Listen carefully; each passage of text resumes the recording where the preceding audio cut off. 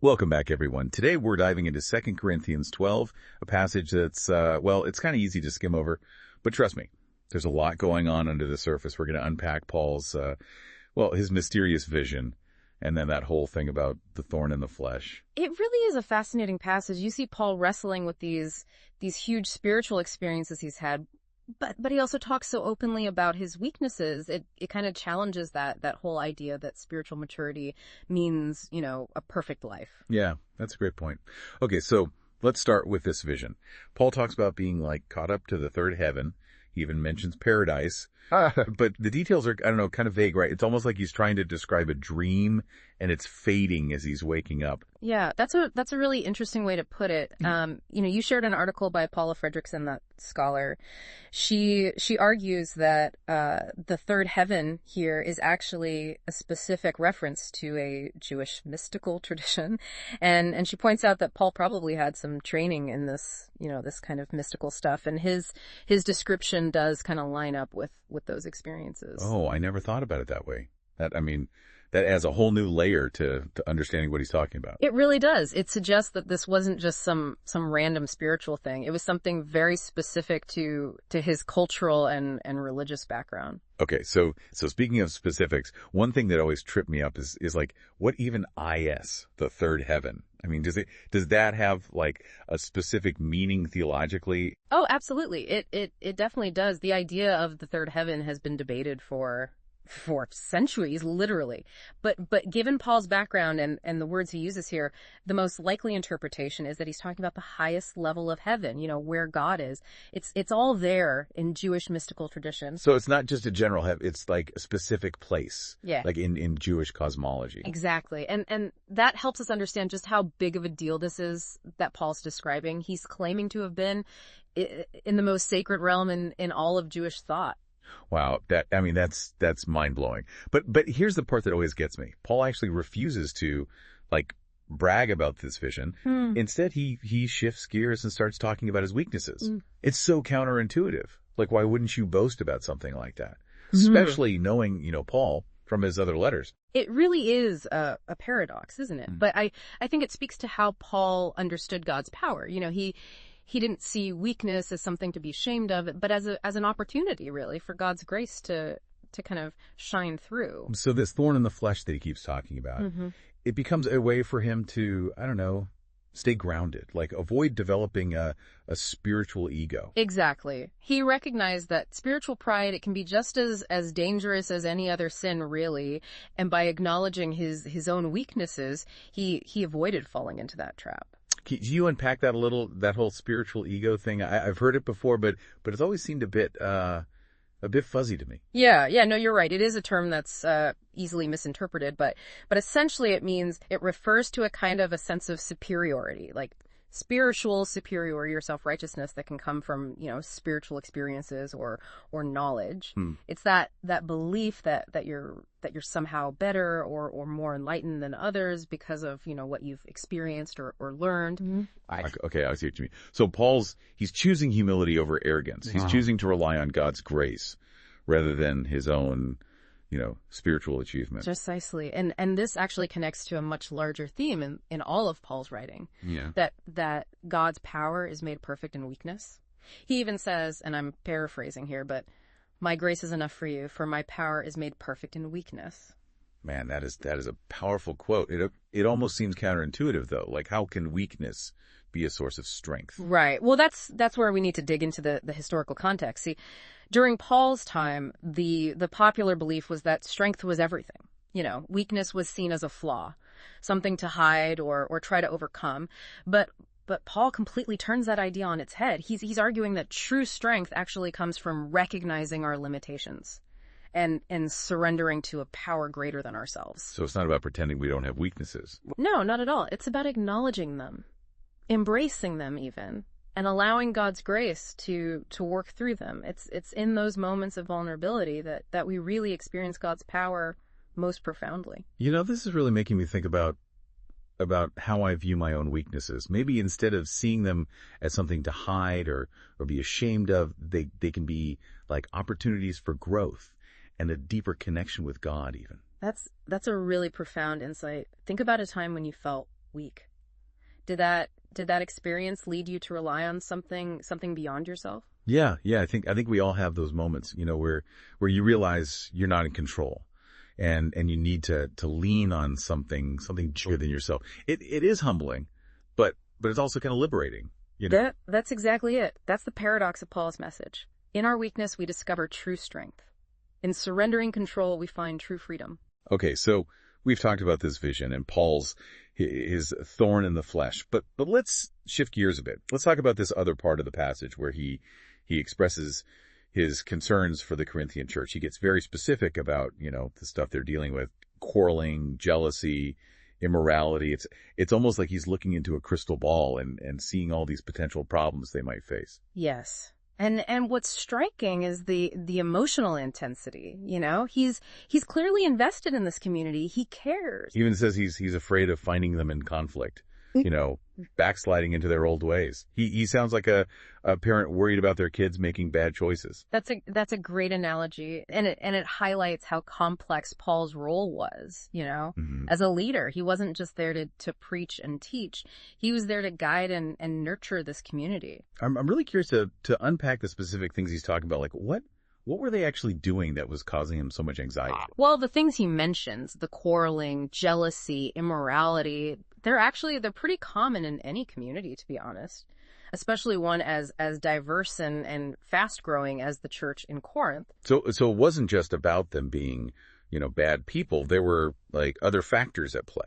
Exactly. Corinth was this major trading hub. It attracted people from all over, with different backgrounds, different beliefs.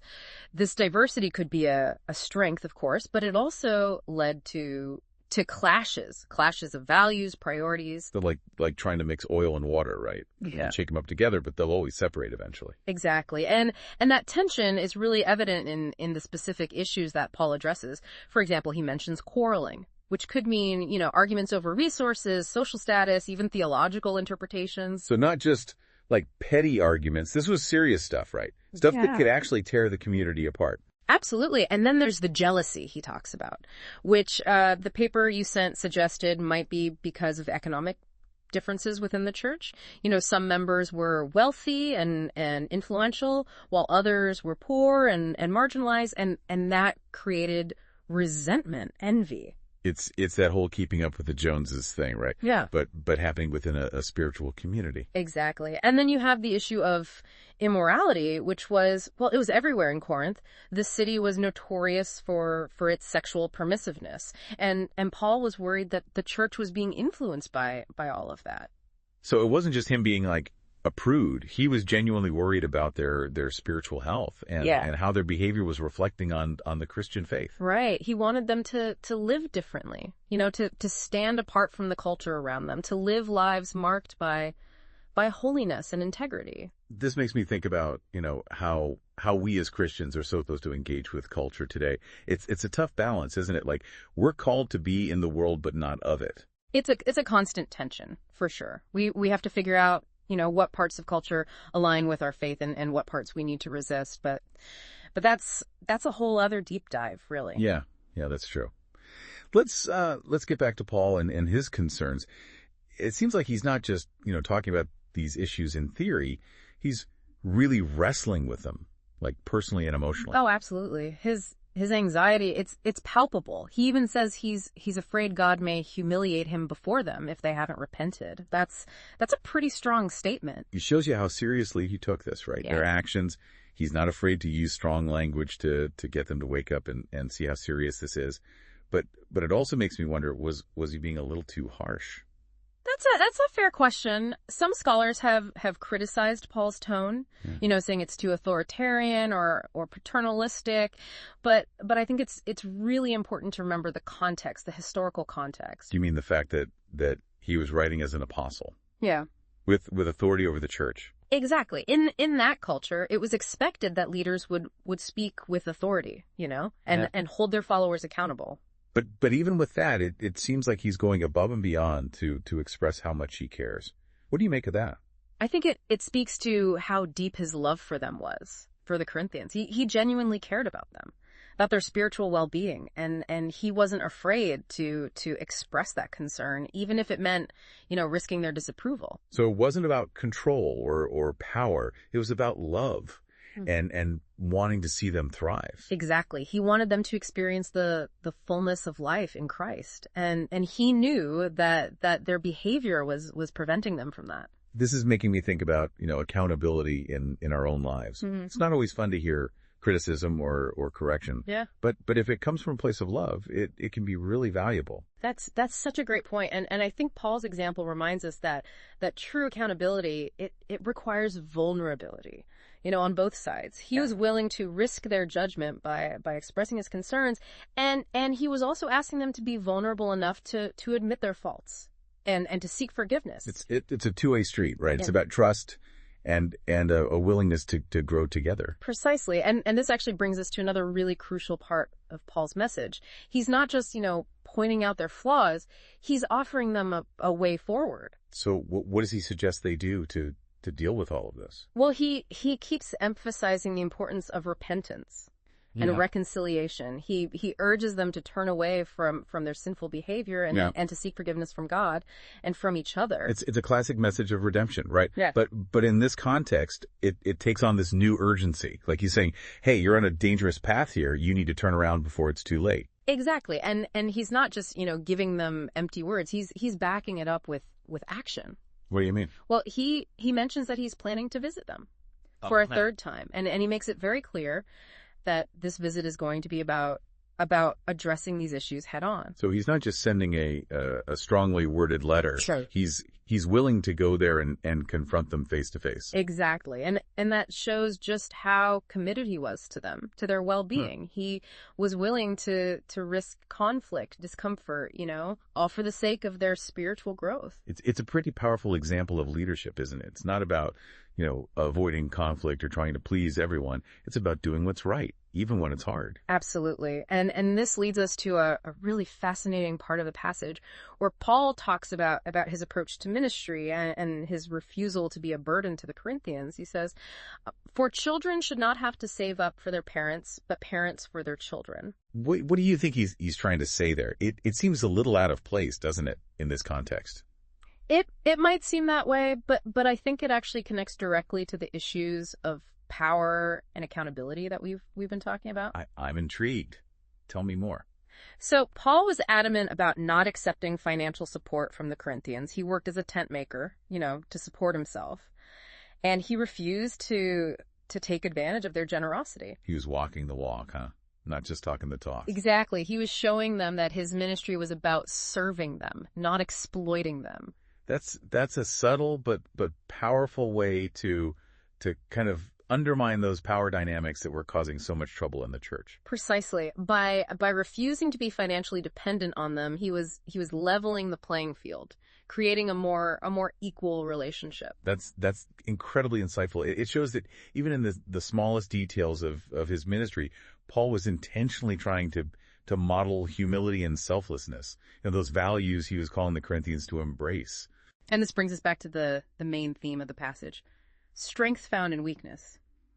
Paul's refusal to exploit his position of authority, it's a perfect example of this principle in action. So, by giving up his claim to power and privilege, he actually gained more influence and respect. Exactly. And that's a lesson for all of us, whether we're leaders or not.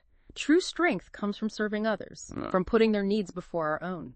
Man, this part of our deep dive has really, really opened my eyes to how complex Paul's ministry was and all the challenges he faced in leading the Corinthian church. It wasn't just about preaching. It was about navigating all these difficult relationships, addressing cultural influences, and really modeling the values he was calling them to live by. It was messy, challenging, and ultimately transformative. And that's what makes it so relevant for us today. We're all on this journey of faith and growth. And Paul's example shows us that it's okay to stumble, to struggle, to rely on God's grace to get us through.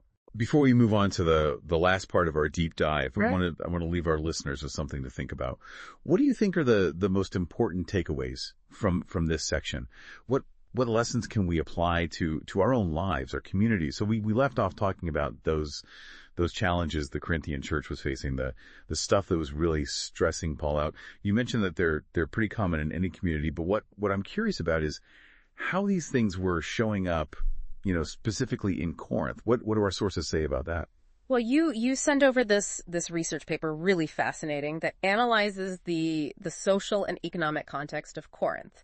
And the author argues that the city's prosperity and its diverse population, it actually created like a perfect storm for these kinds of conflicts. So it wasn't just about, people being inherently bad or sinful. There were like external factors influencing them too. Oh, exactly. Corinth was like this major hub for trade. So it attracted all sorts of people, different backgrounds, different beliefs, everything. And that diversity, it could be a strength for sure, but it also caused, clashes of values, priorities, all that. It's that whole thing, right? Like trying to mix oil and water. You can shake them up, but they'll always separate eventually. Right. Exactly. And that tension, you can see it in the specific problems that Paul talks about. Like he mentions quarreling, and that could mean, disputes over resources, social status, even like theological differences. So these weren't just like, little arguments. These were some serious conflicts, stuff that could really, really tear the community apart. Oh, yeah, absolutely. And then he brings up jealousy. And the paper you sent, it suggested that this might have come from, the economic differences within the church. Some people were rich, influential, while others were struggling, poor. And that created, resentment. Envy. It's like keeping up with the Joneses. Yeah. Right. But in a spiritual community. Exactly. And then there's the immorality that Paul talks about, which, well, that was just rampant in Corinth. I mean, the city was known for it, very sexually permissive. And Paul was worried that the church was being influenced by that. So he wasn't just being like a prude. He was genuinely worried about them. Right. About their spiritual health. Yeah. And how all of this was making the Christian faith look. Right. He wanted them to live differently, to stand out from the culture around them, to live lives that were, holy, honest. This is making me think about how we're supposed to like engage with culture today as Christians. It's a hard thing to balance, isn't it? Like we're supposed to be in the world, but not of the world. It's definitely a tension. We got to figure out what parts of culture line up with our faith and what parts we need to push back against. But that's this whole other deep dive, really. Yeah. Yeah, it is. Okay, let's get back to Paul and his worries. It seems like he's not just talking about these issues, in this theoretical way. He's really like struggling with them emotionally. Oh, for sure. His anxiety, you can feel it. I mean, he even says he's worried that God might humiliate him in front of them if they don't change. That's pretty intense. Yeah, and it really shows you how much he cared. He wasn't afraid to use strong language. Yeah. To shake them up a little, make them realize how serious this was. But it makes you wonder, was he being a little too harsh maybe? That's a valid question. Some scholars have said that his tone was too much like, he's the boss. Too controlling maybe? Yeah. But I think we have to remember the historical context here. You mean the fact that he was writing as an apostle, right, with authority over the church? Exactly. In that culture, it was expected for leaders to speak with authority and to hold people accountable. But even then, it seems like he's really going the extra mile, to show how much he cares. What do you make of that? I think it shows how deeply he loved them, the Corinthians. He was truly invested in them, in their spiritual well-being. And he wasn't afraid to show that concern, even if it meant, they might not like it. So it wasn't about control then, or power. It was about love, wanting to see them grow. Exactly. He wanted them to experience, the fullness of life in Christ. And he knew that their behavior was holding them back from that. This makes me think about accountability in our own lives. It's not always easy to hear criticism or correction, but if it comes from a place of love, it can be so helpful. Yeah, that's a great point. And I think Paul's example shows us that real accountability, it requires vulnerability on both sides, He was willing to risk their judgment by telling them what he was thinking, what he was feeling, and he was also challenging them to be vulnerable too, to admit when they were wrong and to ask for forgiveness. It's a two-way street. Right. It's about trust. and a willingness to grow together. That's it, exactly. And that leads us to another really important part of Paul's message. He's not just, pointing fingers, he's giving them a path forward. So what does he say they should do to work through all this? Well, he really emphasizes the importance of repentance and reconciliation. He wants them to turn away from their sin, from the things that are hurting them, hurting others, and to seek forgiveness from God and from each other. That's that classic message of redemption, right? But here it has this urgency to it. Like he's saying, hey, look, you're heading down a dangerous path here. You need to turn around before it's too late. Yeah, exactly. And he's not just talking. He's going to back it up with action. What do you mean? Well, he mentions that he's planning on visiting them for a third time. And he makes it clear that this time he's coming to address these issues head on. So it's not just a strongly worded letter. He's going to confront them face to face. Yep, that's right. And that just shows how dedicated he was to them, to their well-being. I mean, he was willing to risk conflict, to make them uncomfortable, all for the sake of their spiritual growth. That's a pretty amazing example of leadership. It's not about avoiding the tough stuff or trying to make everybody happy. It's about doing what's right. Yeah. Even when it's hard. You got it. And this brings us to this really interesting part where Paul talks about his approach to ministry and how he doesn't want to be a burden to the Corinthians. He says, children shouldn't have to save up for their parents. Parents should save up for their children. What do you think he's getting at there? It seems a little bit out of place, in this context. It might, but I actually think it connects right back to the power dynamics and the accountability that we've been talking about. Okay, I'm listening. Tell me more. So Paul was really firm about not taking any money from the Corinthians. He worked, as a tent maker to support himself. And he just flat out refused to use their generosity for his own benefit. He was practicing what he was preaching. Exactly. He was showing them that his ministry wasn't about taking advantage of them. It was about serving them. That's a subtle way to kind of shift the power dynamic, huh? Yeah. In the church. Exactly.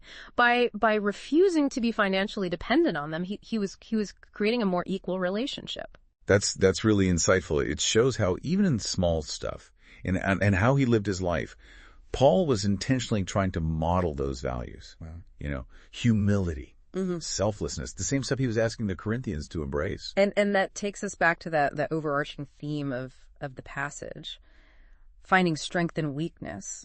Paul's refusal to use his authority for his own gain, that's a perfect example of that principle. So by giving up his power, his privilege, he actually gained more influence, more respect. That's right. And that's a lesson for all of us, whether we're in a position of leadership or not. Real strength comes from serving others, from putting their needs before our own. Wow.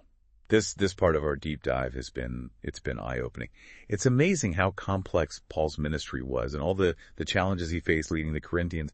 It wasn't just about preaching. It was about navigating these really tough relationships, dealing with cultural influences and living out those values he was calling them to. It was messy. It was challenging. And it was definitely transformative. And I think that's what makes it so relevant even today. We're all on this journey of faith, of growth. And Paul's example shows us that it's okay to mess up, to struggle, to lean on God's grace to get through it. Before we move on to the final part of our deep dive, I want to leave our listeners with something to think about. What do you think are the big takeaways from this section? What lessons can we take and apply to our own lives, to our own communities? We've covered so much ground already. I mean, Paul's vision, that thorn in the flesh, and his heart for the Corinthians. It's just amazing how much is packed into these verses. It really is. And we still have this last bit to unpack where Paul, he kind of anticipates this criticism, that he's been defending himself to them. And he just comes right out and says, nope, everything I do, everything I say, it's for you. It's for your benefit. Yeah, he's so open here. He even talks about his anxieties. Yeah. About how they see him. It's kind of surprising, isn't it? You'd think someone like Paul, with all his authority, his experience, wouldn't worry about stuff like that. That's what makes it so relatable, I think. He's not like this perfect figure. He's a real person with real insecurities, and he genuinely cares about what people think of him. And it shows you how much he loved them, the Corinthians. He was willing to risk their judgment, just to be open and honest with them about how he felt. It's like he's saying, look, I'm not afraid to let you see my weaknesses because my love for you is bigger than my fear of being rejected. Exactly. And that vulnerability, it takes us right back to that idea of strength and weakness. Paul's not afraid to say, hey, I need your approval, because he knows that true strength comes from humility, from being real. That's a powerful message for leaders, for anyone, really. It's not about pretending to be perfect. Yeah. Or having all the answers. It's about being genuine, letting people see you for who you are, flaws and all. That's how you build real connection, real trust. And that's what Paul wanted with the Corinthians, a relationship built on mutual respect and vulnerability. And that brings us back to the heart of this passage, really, the importance of community. I mean, even with all the challenges, all the conflicts, Paul never gave up on them. He kept reminding them that they were in this together. Yeah, and in this last section, that theme of community comes full circle. He repeats how much he loves them, how much he cares, and he wants to see them united, thriving. It's like he's saying, my success isn't about me. It's not about what I achieve. It's about you. It's about seeing you flourish, seeing you grow as individuals and as a community. And that's such a beautiful picture of what true leadership is, you know? It's not selfish. Paul's ultimate goal was to equip the Corinthians, to empower them to live out their faith fully, joyfully. He wanted them to experience the gospel, not just, in their heads, but in their relationships and their everyday lives. Yeah. And that leads us to a really interesting question, I think. How do we measure success in our own lives, in our communities? Is it about individual achievement? Or is it about something bigger, something more about our relationships with each other? That's a deep question. I think Paul would say that real success it's about how much we love each other, how committed we are to building each other up. Exactly. It's about recognizing that we're all connected and that we can't truly thrive unless the people around us are thriving too. This deep dive has been incredible. So much insight, so much depth. I think we've all gained a new appreciation for Paul, for his character, for his message. It's amazing what you can find when you really dig into these verses, isn't it? And the great thing about Scripture is it keeps giving. Every time you read it, you find something new. Before we go, I want to leave you with one last thought. Paul's letter reminds us that faith, it's not a solo thing.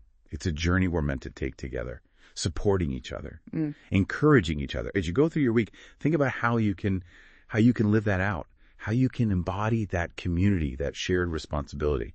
That's a powerful challenge. And I think it's especially important today, in a world that feels more and more divided, more and more focused on me instead of we. Thank you for joining us on this deep dive. It's been a pleasure.